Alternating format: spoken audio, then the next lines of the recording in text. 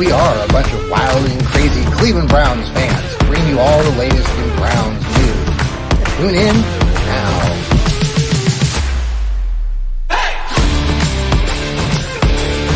Hey! Thursday night, we are the Fanatical Elfz. There's Lou, there's Steve, there is Sam. A bunch of wild and crazy dudes here.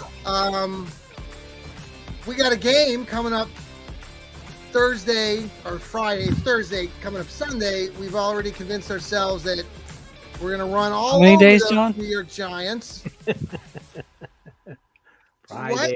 Saturday. Yeah, Sunday. I can't do the math. I'm just, I got this headache, earlier, so hopefully the headache will go away. But guys, welcome tonight. Lou, how you doing? I'm doing great, thank you. How about you? I love hanging out with you, Lou. I'm looking forward to maybe hanging out. You're the only one. No, so Lou and I are going to the game on Sunday, and I think where are we going to meet up on West 6th? Is that West 6th? We'll be down there, West 6th. Yeah, right in front of the Barley House. I told a couple coworkers that too. I guess that we had a meeting today at my regular job. I'm not allowed to say where I work. You have a regular job? Yeah, they pay me to show up and everything. It's pretty cool.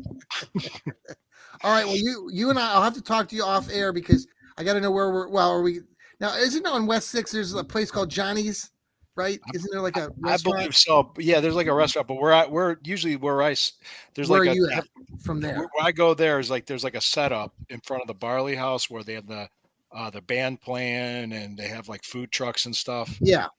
So that's right usually that's usually where I go into. We get the you have to have your ID to get in. Okay. Because they serve beer but the food, because the food trucks have pretty good food. I like eating. They do. I like that. Well, I'm looking forward to that Sunday. It's going to be great. It's going to be hotter than hell here. The forecast here in Columbus, it's like 91. Now it's going to be cooler in Cleveland. It's going to be like 82 that afternoon. Yeah. You're going to be downtown in front of the lake. So I guess I'll wear some shorts. But I don't want to deal with the midges. You said you didn't deal with them last time, but we had a few on our side of the. What do you got against little people? Midges. Oh, midges. Oh, the little bugs. Oh, yeah, bugs. Yeah, the bugs that are annoying as hell at Cleveland Browns Stadium. But when we get that dome in Brook Park, we'll be happy. Will do to you. I don't understand that. Jeez. Listen, there's a whole story behind that, but I don't really want to get into it because that wouldn't be good for business. The show's going off the rails. Sam, how are you? Fine. I mean, it's hotter. It's like 99, I think. It's been almost 100 degrees for the past few days, which is annoying because it was like mid 70s for a whole week there. So hopefully it gets cooler, but I'm just waiting for the Browns. College football's in a few days. That'll be fun. So who's your Georgia's favorite number 2, team, which is weird to see. Who's your favorite college team? I have Michigan State as my favorite college team. Yes, you've mentioned that before. And that happened because you live in Texas? No, it happened because that was the team little kid me decided looked coolest, and so I decided to become a fan of them. I love it. I was like 6 years old. I'm like, you know what? I like their logo. I'm going to be a lifelong fan of this random college. I should have picked Texas, but yeah, this year. At least I'm not an A&M fan. I mean. Yeah. I was going to say not SMU, not Southern Methodist. No. Steve, hello. How are you doing? Good evening. And by the way, come meet John and Lou out in front of the Barley House this Sunday before the game. Yes. Sorry. Tell us what you really help. We'll sign autographs. We would love to do that. Sherry, get your picture taken. Show up there, Sherry, and people will come and we'll all give people our autograph. It's going to be worth millions not millions, hundreds and thousands of dollars. So don't miss out. Pennies. Yeah. The folks from the Fanatical Elfz are pennies on the dollar. Pennies on the dollar. Well, as you could tell, I'm not in Nashville, who had its 67th day of 90 degrees or more. That's a lot. Today in Nashville. The record is 99, set in 2019, and I think they'll break it. You think we're gonna break it still down there? Okay. In Nashville, yeah, I think so, because it's supposed to be 90 tomorrow, 90 on Saturday, and 90 on Sunday. Gets hot in the South, man. I remember when I lived in North Carolina. Whew, brutal. Yeah, where were you in North Carolina when you lived there, Lou? I was outside of Raleigh. Okay.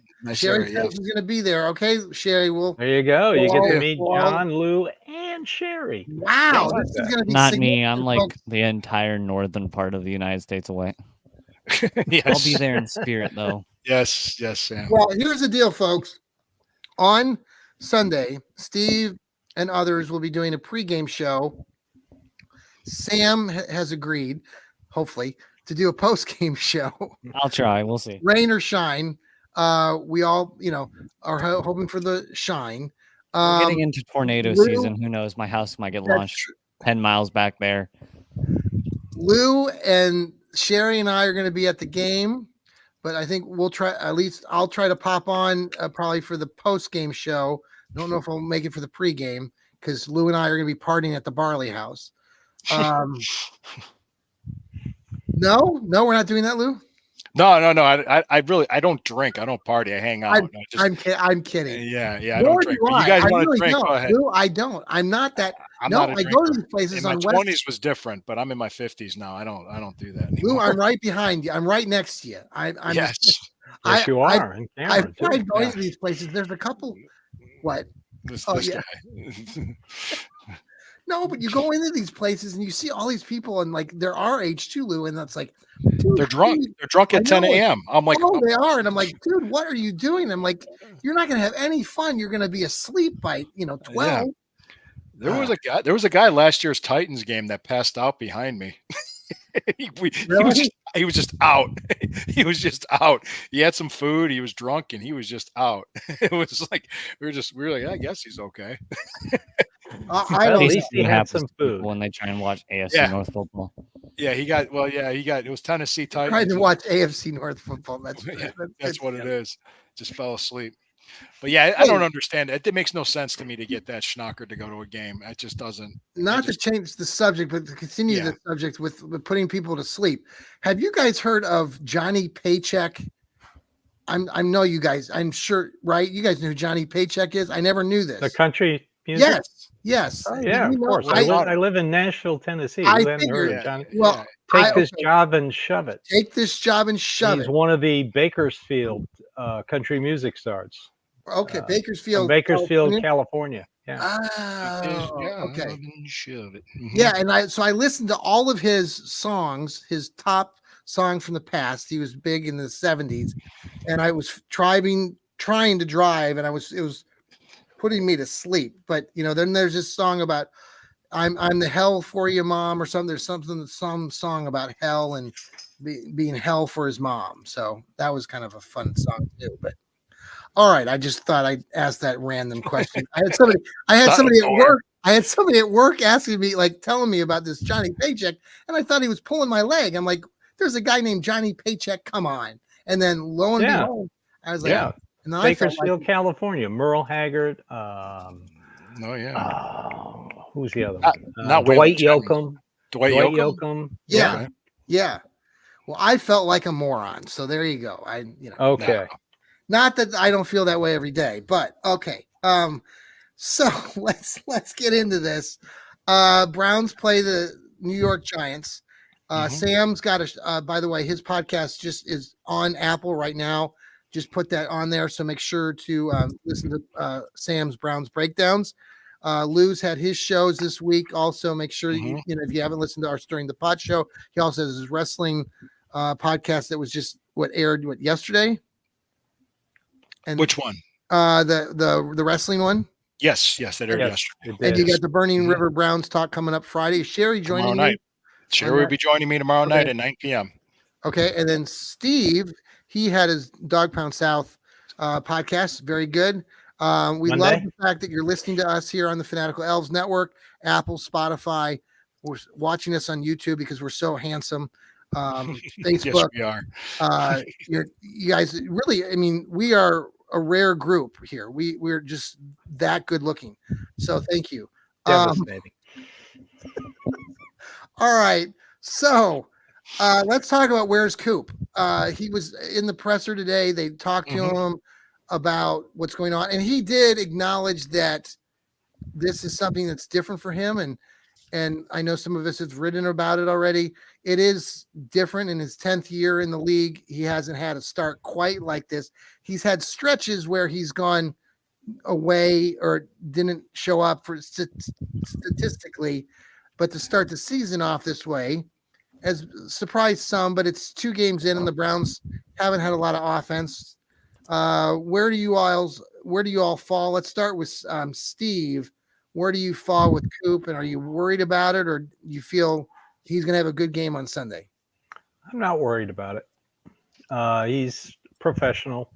Like you said, 10-year veteran. Just a little out of sync with this new offense, just like everybody is. You can see Jerry Jeudy getting more confident last game. You can see Elijah Moore getting more confident last game. He's going to need to step up. I don't think David Njoku is going to play again, which is fine. It's the Giants. I don't want to take any NFL team lightly, but let's just get him healthy. So I'd like to see a little rhythm with Cooper. I don't force the ball to him. If it's there, take it. If it's not, move to the next wide receiver. Yeah. Sam, what do you think about Cooper? I think Cooper isn't having a problem. I think Deshaun Watson's having a problem. I don't think he is getting the opportunities he needs. Personally, I think that if Deshaun Watson was throwing 300, maybe not 300, but like 250, 260 yards, like 28 completions and 2 or 3 touchdowns, he'd have much better statistics. It's just that he's trying to spread 180 yards between 6 different receivers. It's really hard for anyone to get more than 30 yards if 6 different people are competing for the total. I think I don't think it's all on Deshaun Watson. There's definitely something up. I don't know what. He's getting older. That's just a fact. The NFL is not getting any older. Everyone's getting younger at the moment. And so I think he's older, but I think Deshaun Watson is not helping the situation right now. Lou, what do you think about that? And I guess the other question I have for you, Lou, and maybe we can figure this out on air later on. I'd like to know statistically what Deshaun Watson has done with Cooper just in the games that the 2 of them have played together, because they haven't played together many games, and I just like to see what not for a while. No, not for a while. I'm just noticing that there's a trend in the NFL where a lot of NFL offenses are just not quite there yet. They're all off, and they're starting off slow, including other quarterbacks. So part of it is Watson, but I think I honestly think that Cooper didn't. He also didn't practice much, as well as didn't get the game reps either. I think he needs to practice, get the game reps, and just get out there and just and work through it. That's what I think has to be done. So I'm not necessarily saying it's part Watson, part Cooper, part the whole offense. We started seeing things get right this last week, and I think you're going to see it get right even more. And I think Cooper's going to have a much better game, because they're going to try to get him involved. I think he needs the boost. He needs a confidence boost. I think you want to see it, right? I think it's a home game, Lou. I think we're going to hear people, Coop, get that first catch. It'll start firing up folks. And there was the one drop that was just uncharacteristic of him. It's just I don't know. And then there was another one. There was a play against Dallas where it was obvious the defensive back hit him early and they didn't call it. There have been a couple of those where he did get hit, or I agree. You're not going to get every call. It happens. We just play through it. So injuries, let's just shift gears here. Conklin and Wills, are we hearing that they're going to both be in the game Sunday? Anybody want to go on that? Conklin did another full practice today. Yeah, but not Wills. Wills was limited again today. Okay. So I expect Jack Conklin to play. I really DeJuan Jones practiced today too, I heard. Yeah, he was limited as well. So we think Conklin will play, but Wills won't. No, I got a feeling it's going to be James Hudson again. Our favorite. And I don't want to see Batonio get a penalty or anything like that. this week either. That was odd. Wasn't that odd last week when he picked up a penalty? Wasn't he called for holding Batonio? Yes. I think he was called for a holding it's call. Just these offensive penalties are ridiculous. 10 out of the 11 the first game, 8 out of the 13 the second game on offense. It's ridiculous. So is that a problem with the Browns, or is it a problem with the league, or what? Right now, it's a problem with the Browns. I mean, the offensive line has been a little bit of a revolving door. Yeah. They got not enough preseason reps like they're used to, so it'll work itself out. The coaches, they really need to crack down on this crap, and just it starts in practice, and we'll see what happens this week during the game. But they just, that fourth quarter, they just kept shooting themselves in the foot. Oh. I mean, they couldn't do anything. Was it 3 straight plays or something that they went backwards? It was like a. Do you think they were blown up, like they were gassed, and that's why?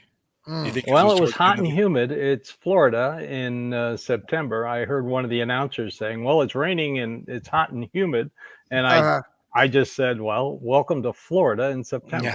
Yeah, yeah, they were missing a few crocodiles, but they were close. Yeah, alligators, I guess. It's another swamp ass game, is what it was.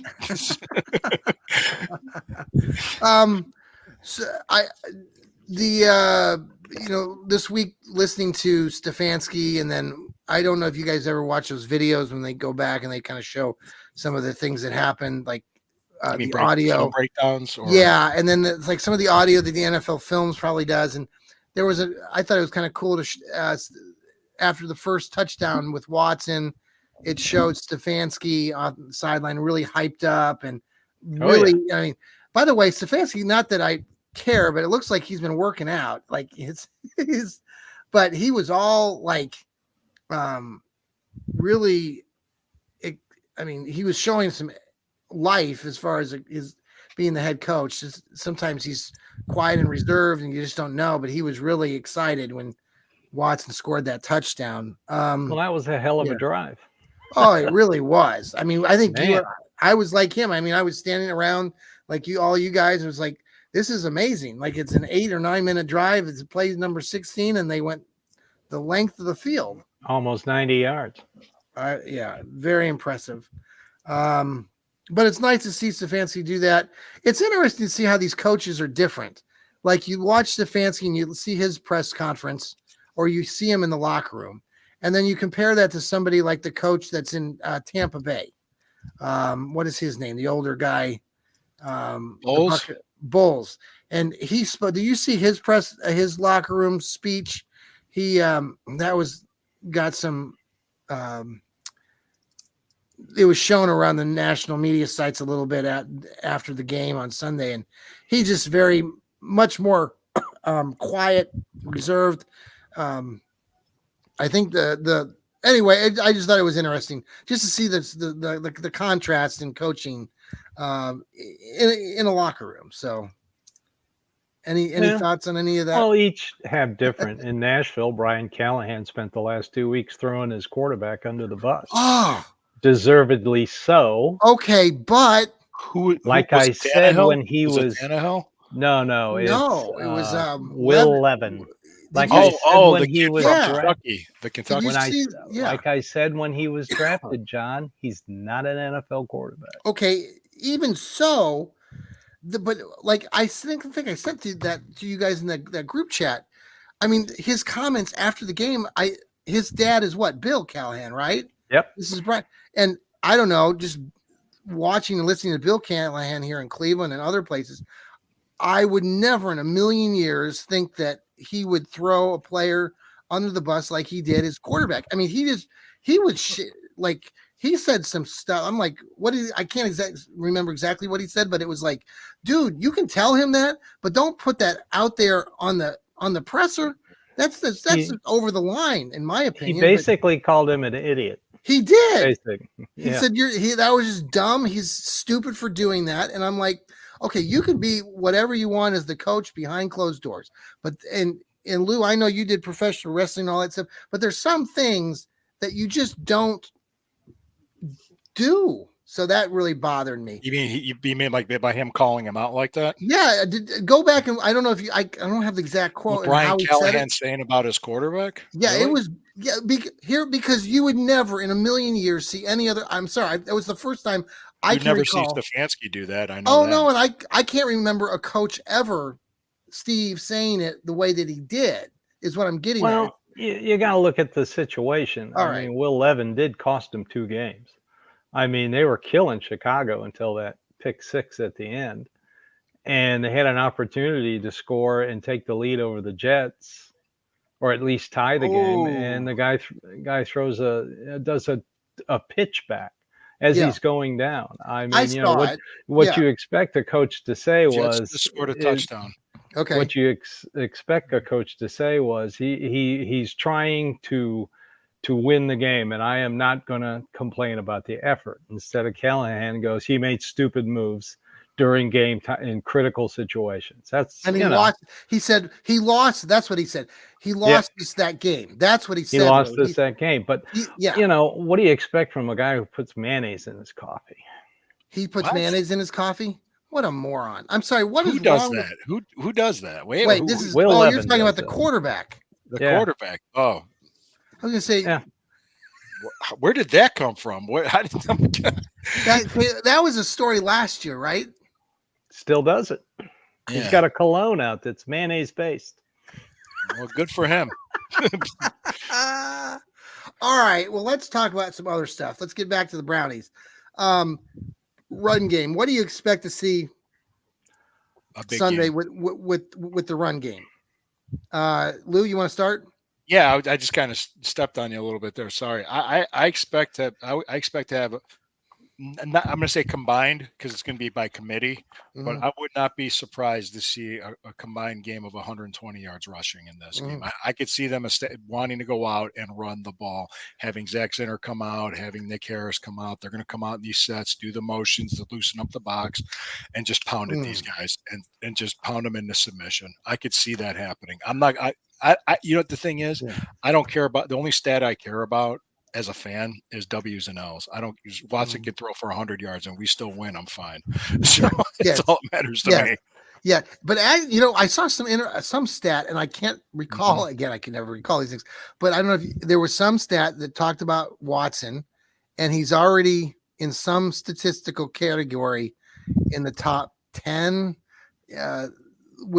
or top 12 or something. It was promising that people would be surprised that not that he's doing all these things great. The good thing is there haven't, knock on wood here, we haven't had turnovers, right? He didn't throw an interception, right? So, I mean, all right. Yeah. So, but the run game, last week he didn't. Now, Sam, Sam, the run game, do you suspect Foreman or Ford first to get the start, and who's going to have the most carries? I think Ford is going to get it because of his contributions last year at the start. Okay. I don't think there's going to be a quote starter. I think it's going to be a split load. I don't think technically there's always a starter, but I think this is closer to just like a split, like 50-50 between the two. I think Foreman's going to have more carries, but I think it's going to be pretty similar.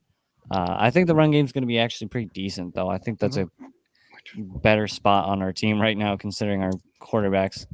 Yeah. The Foreman, I was looking at some of Foreman's stats.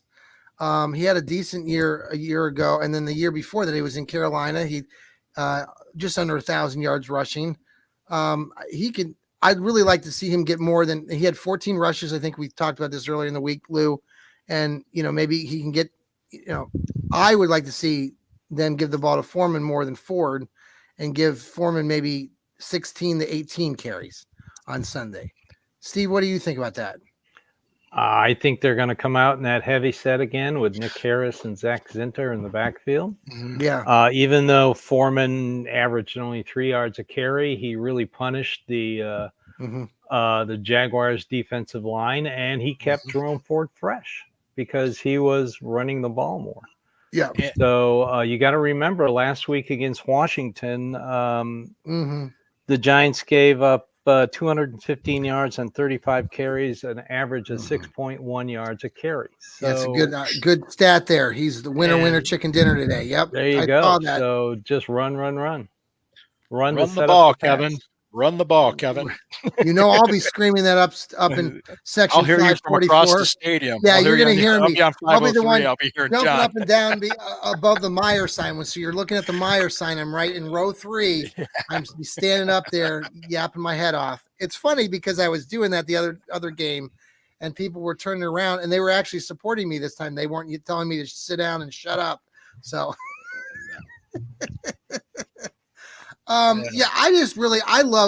don't love Foreman, but I agree. I mean, he didn't have a lot, and his numbers weren't spectacular on his averages, but you can see it, right? Yeah. That he can bust one, he can bruise, and he can, cause some havoc, which he's not Nick Chubb, but he's a strong, and he's bigger than Kareem Hunt was. And so I'm looking forward to seeing what they do. God, for God's sakes, Kevin, please don't bench Foreman. If he's just going to go with Ford, you'd like to see, like Sam says, at least be, distribute the ball between the two of those guys. Fine with me. And I was surprised they started Foreman, not like you said, Sam. It's not like there's a starter, but they actually, statistically, they started Foreman, which they handed it off to him right away. They committed to the run in the first drive. It was beautiful. Didn't that surprise? It surprised me when I said, "Oh shit, that's Foreman out there." A little bit. Yeah, it did. I was going to say this because I kind of expected the offense to go out and do better and run the ball, because that's just what Stefanski's mostly his MO is mostly. And I said, okay, they're going to get back to the bread and butter and basics. And the thing is, I was going to make a point to Steve, was Jacksonville's defense. They have a good run defense. They do have a good. Yes. We ran the ball on them. We had a very good game. So I'm like, we should be able to run the ball on New York. Absolutely. You said 236 yards, Steve. 215 yards rushing against Washington. Yes. The Giants did. Wow. And that's they also allowed 226 yards passing. The rookie Jaden Daniels or Jaden Darden was 23 of 29 in passing. Yeah. And he came up with a couple big plays late. Yeah. Had a 35-yard pass. 8 yards a pass against the Giants secondary. So you can find all these stats and more in my preview article, which should be coming out Saturday on Fans First Sports Network. I love it. Love it. Awesome. I love it. Okay. Let's pause for a quick break here on the Fanatical Elfz. I've been trying to repost things. That's why I keep looking down here. Thanks for joining us. We'll be right back after these quick commercials.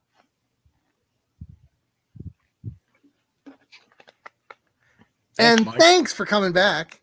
Thanks, Mike. I like that take. Mike K is awesome. Mike, thanks for watching us. Mike is a great guy. I've mentioned Mike before. I believe, Mike, do you live up in Canada? I think he lives and he does broadcasts for hockey. He does hockey broadcasting.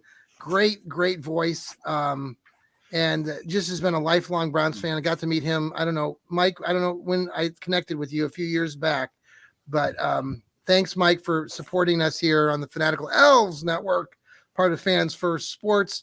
We're growing by leaps and bounds. We've added Sherry to the group. Yes, we are. Broadening our horizons, and she had a great show last night called the Breezy Browns Talk, I think. Yeah. Breezy Browns Talk. She had a guest on that she's known for a while, and he's a lifelong Browns fan, and they were talking about their fandom and how they became Browns fans. Sam, how did you become a Browns fan? Remind everybody, you live there in Texas. How did you, because you're a Michigan State football fan, how did you become a Browns fan again? Michigan State came first. But I became a Browns fan because I liked Baker Mayfield, and they just kind of stuck. That's a good reason. Yeah. Now, do you still like Baker? Do you like Baker from afar? I don't really follow him anymore. I don't really care. Okay. Well, he's done very well for himself. He really has. He's done great. Yeah. Yeah. All right. So, I was going to ask you guys, what was I had a follow-up question for you. Okay. So, let's just talk about on both sides of the ball here, what the Browns need to do on Sunday what do they need to improve on both sides of the ball to make sure that we get the W, because we're all coming into this game saying the Giants suck, and we're just going to run right over them. But just to remind everybody, offensively, neither one of these teams is, they're not ranked real high right now. If you look at the NFL statistics for offenses, both the Browns, actually the Giants are above the Browns statistically as far as a ranking offensively. So they have a slight edge offensively over the Browns right now in certain statistics that way. So it's not going to be, I don't know if it's going to be a barn burner, but what do we need to do to improve? Let's talk offense first. Lou, you want to start us off?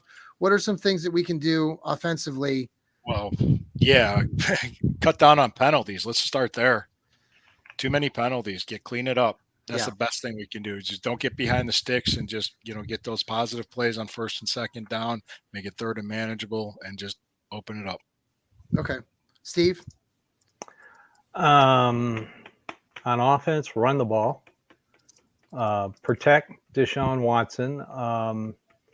The Giants have a fairly good defensive line.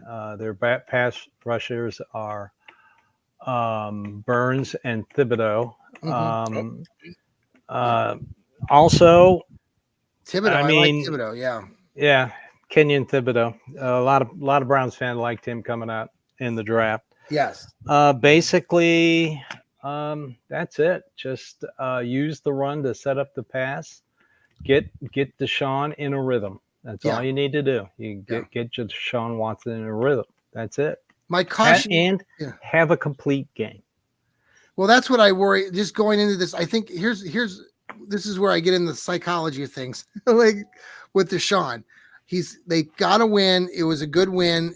Browns won. But Sam's podcast today, his title was, "Well, we won the game, but did we really win?" And I thought it was an interesting title. What did he mean by that? Yeah, Sam, well, I'll let Sam. Do you want to explain that?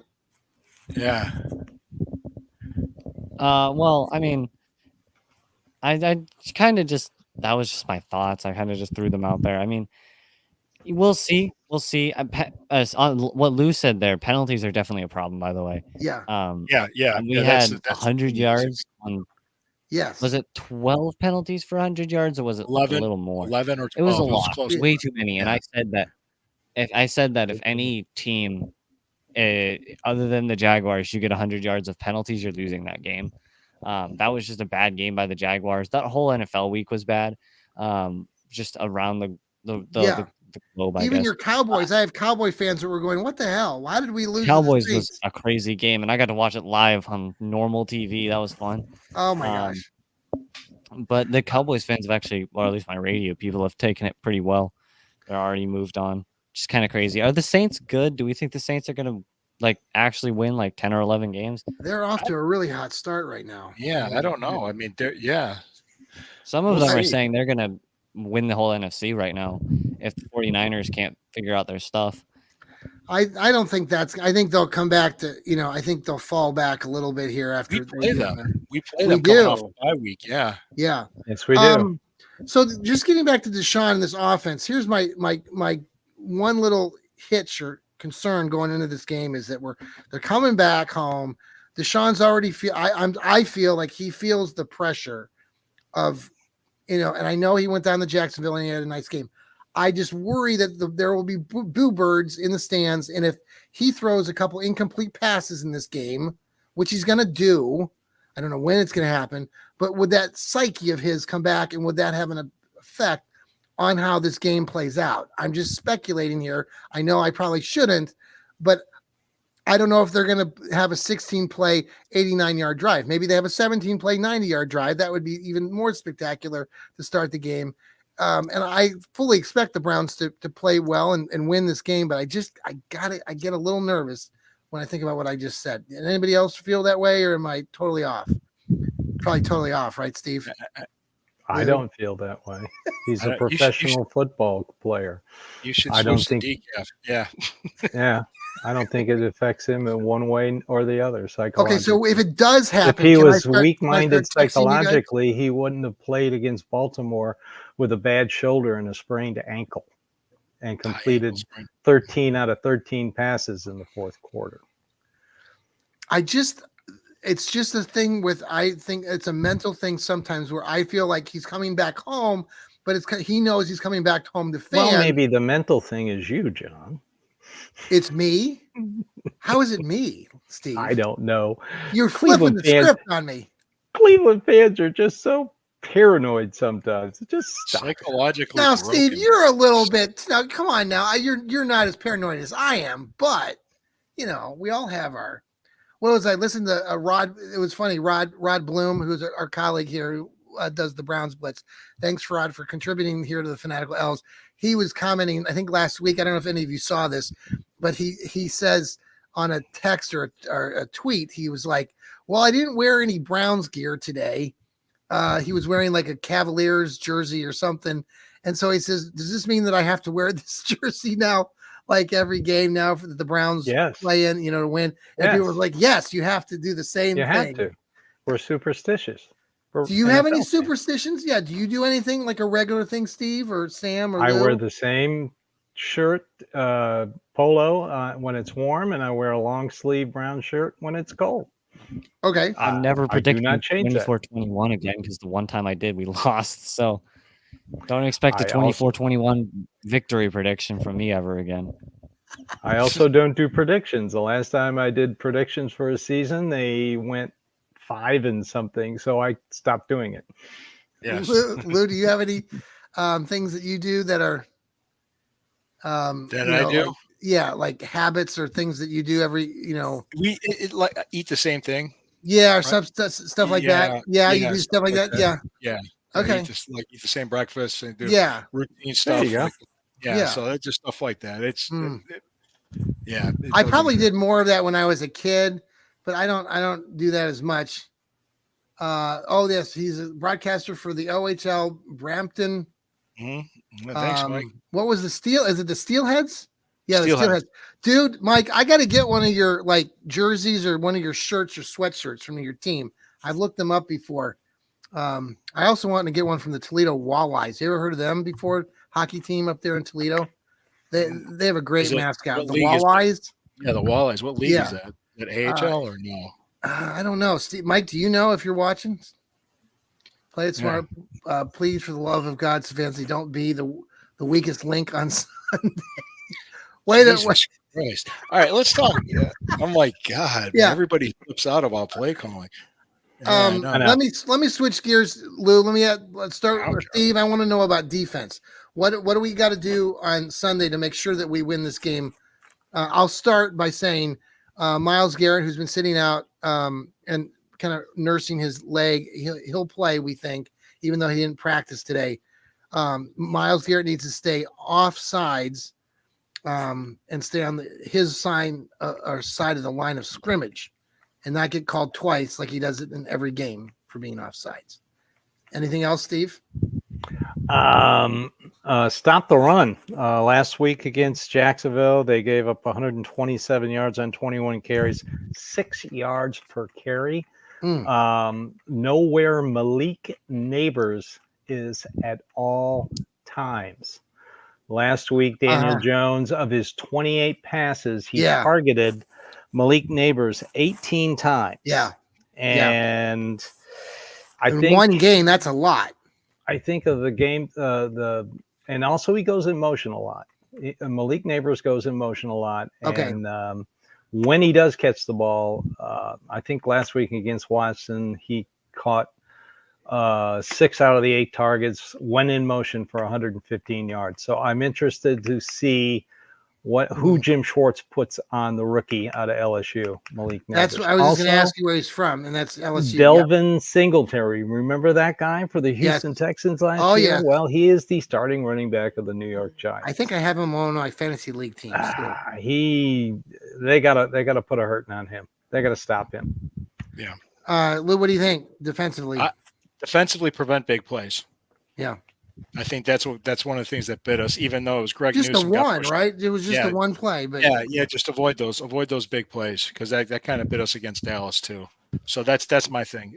That's a good point. Yeah, good point. Sam, anything else defensively? No, I don't really have much. Stopping the run is important. If I took your point, I'm sorry, man. Lou, you've got you wrote an article. Was that your article about Jeremiah Usa-Kormoa and the trend of wearing the Guardian helmet? Yeah, the Guardian helmet. Yeah. Do you so check that out on Fans First, everybody. Lou's writes articles along with Steve here. Sam writes for Cleveland Sports Talk. Shout out to them. Let's see. Also, they're going to have to contain Daniel Jones. When a play breaks down, he takes off running. Yes. I think he had 65 yards against Washington. I think he was the second leading rusher for the Giants against Washington. So you got to pressure him. You pressure him, he gets sacked like 23% of the time. Yeah. And they're going to have to finally get some turnovers. And the good news is Danny Dimes has turned the ball over 9 times in the last 8 games. It's good. So, anybody want to give a prediction on the game? I know, Steve, you don't want to. Anybody else want to throw out there? I have a couple more questions before we leave tonight, but anybody else want to throw out a prediction? I'll start if everybody wants to hear my prediction. My prediction. Go ahead. Come back to me. Anybody else have a prediction? All right. You want me to? Well, yeah. I think this offense is going to break out, and I'm going to say, I'm just going to say it. I'm going to say 28-10 Browns. Okay, 28-10. Okay, I'll Sam, take it. What do you like? I don't have a prediction just yet. I'm still thinking, but I guess if I want to just throw one out there, I'll say the Browns are going to win. I'd be shocked if we didn't, but I'd go, I guess, like 31-10. I think would be it's a little high, but I don't think the Giants have any sort of a good team right now. I think they're just messed up right now, and I think the Browns can utilize that kind of bad team to get a flare going, kind of light the match for the season. I think so. I think 31-10 wouldn't be unbelievably shocking. Might be a little lower, like 24. Who's their kicker, by the way? The Giants. Anybody know? Yeah, their other kicker got hurt last. They tried out a couple of former Browns. I know that. I don't know. Jamie Gillum is their punter. Yes, the Scottish Hammer. Scottish Hammer. Yes. Okay, my prediction: 24-13 Brownies. 24-13. You heard it here first. Okay, you got an 11-point win. I have 18. Okay. Okay, 24-13. Before we leave today, I wanted to go around the group here and get your takes on a couple of these great guys here that are going to be honored Sunday at the Browns Legends. No, they're not honoring you or me, Lou. I wish they were, but they're. I wouldn't know why if they did, but I'm like, well, 66 years as a fan. That's right. Come on, Steve. Yeah, give me a break. Absolutely. Well, I was just meaning no, Steve. Like we're going to be in there. That's all. The reason I was. Okay. I was just saying that, we'd be there at the stadium. Okay. Yeah. So shout out to Phil Dawson and Phil We Trust and Jim Donovan, who are both going to be honored. 2 great, one radio broadcaster and a lifelong fan, and then Phil Dawson, who just loves Cleveland. Heard a little bit of his today. Somebody interviewed him, and he just always so appreciative of the fans in Cleveland and everything. I just wondered if you guys had any memories you wanted to share. I know we have talked about these guys before, but anything that stands out that you think we should honor before we leave the show tonight? Lou, you guys have. Oh, you want me to go first? Okay. Well, yeah. Well, I'll go first. I used to work at WKYC. Yeah. And I worked with Jim Donovan. He's a great guy. And one of the things he did for me, I don't know if you knew this or not, but he was I asked him to do me a favor and be my voicemail greeting on my cell phone. Really? And he did it. He did it right. It was around 2003, 2004. I love this. He did it. He actually was my voicemail greeting. And it's like, hey, everybody, it's Jim Donovan. You reached the cell phone of Lou Marconi. Oh, that's fantastic. That's awesome. Back to you as soon as possible. And remember, run, William, run. Boom. It was just like, I remember my brother like kept calling my phone. He couldn't believe I got him to do it. That is fantastic. He did it. Yeah. Have you kept it? Did you leave it, or did you? No, it's gone. It's gone. I just eventually, I should have kept it. I wish I did. Well, you just didn't know back then, but now you think like, man, if you had that, like, if I still had that now, I would have kept it because it was run, William, run. Because that part got old because after it right. But it was right after. Yeah, that's really neat. Yeah, he was a good guy, really good guy. And I'm actually I became friends with his daughter Megan, and she's been on our show. So that's Megan Donahue. Yeah, Megan Donovan. Yep, Donovan. Nice. Oh, I got you now. That makes sense. Hold on, wrong one. Hang on. Toledo Walleyes are the ECHL. Thank you, Brian. Thank you, Brian. Another follower of our Fanatical Elfz. There you go. Lou Marconi's. Thank you, Brian. I know you're a huge supporter of our network, and Lou and Sherry and everybody. We really appreciate all of you guys commenting and participating in this, because that's how we grow, and spreading the word, spreading the love that, hey, we are Browns fans just like you. We're not very different. We all say, go Brownies, go, when we're walking down East 9th or East 3rd and going over the bridge. Here we go, Brownies. Yeah. Here we go. The best moment is, Sam, there's a location where there's a bridge, right? And you go you walk under the bridge, and probably, Steve, you know what I'm talking about. Even the old stadium had this. It was the old, the interstate or whatever. And you go underneath the bridge, and people would start going, go, here we go, Brownies. And it would just echo so much. And it was such a neat, and for somebody who's young, it's like, oh my God, this is so cool. These masses of people. So, Sam, I don't know. Do you know? Yeah. I'll be right back. Okay. Be right back. Okay. Sam, do you, where do we go? Oh, okay. Thank you. Thank you. That was alarming. Sam, do you have any memories of like Phil Dawson, or like, I don't know if our former kicker, he was before you became a fan. He's a big, was a huge part of our teams, wasn't he, Steve? Oh yeah, it started in '99 with the Browns. I believe he scored their first rushing touchdown. But my favorite memory is, I believe it was 17 years ago in Baltimore.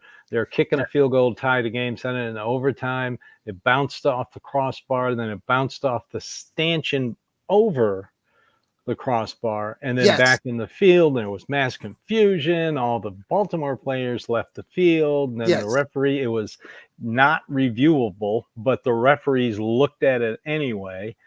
And I was the Browns backers president. As soon as they said it was no good, I got up. If you're a Browns backer president, as soon as the game over, you got to start packing stuff up. Right. And I started packing stuff up, and everybody's moaning and complaining. And this one member comes running out and goes, no. It was good. It was good. Believe me, it was good. Everybody stay here. Yeah. And so we just sat and watched it. And then they called it good, went into overtime, and they decided to do something stupid and kick off to Josh Cribbs, who returned the ball past the 50. Yes. And before you know it, he's kicking a field goal game winner against the Baltimore Ravens. It was. That was fantastic. Absolutely. And Steve, to add to that story, because you shared about what happened for you, and I wasn't the Browns backers president then, but I was there with the Wichita backers and stuff. I actually left. I left the bar. It was one of those stretches, when the Browns would lose and we went through all those years of losing, you would just, you were frustrated because they'd always find a way to lose. And so that moment I actually left. I got in the car. I didn't turn the radio on or anything. I got home. I lived about 15 minutes away from the sports bar, got in the house, whatever. People started, I don't know if they were calling me or something, and then I was like, they won. I'm like, what the hell? What? We're talking about this game 17 years ago, Lou, when Phil Dawson hit the crossbar and it went on the one side. That was against Baltimore. Yeah. We were talking about our experiences there where it was very frustrating. We thought he had missed it, and then he actually made it. So, guys, thanks so much for being here on the Fanatical Elfz tonight. And again, these guys have their podcast coming up. Sam's got his Browns breakdowns. It's on there right now on Apple, Spotify. So check that out. We'll be spreading that on X and Facebook and such. Steve will be having his Dog Pound South show coming up after the game Sunday and the Monday. Lou has his Burning River Browns talk tomorrow night with Sherry. And then Lou and I exclusively and Sherry will be down there at the Barley House signing autographs. So make sure to come by. It's not often you get the Fanatical Elfz out there. I'll tell you. It's so if you're a Browns fan and you love the Fanatical Elfz and you love Lou and you love Sherry, but you kind of like me, but I'm annoying. We still want you to come down.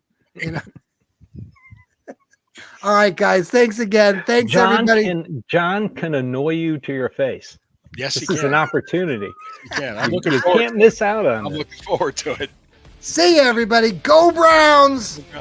Go Browns!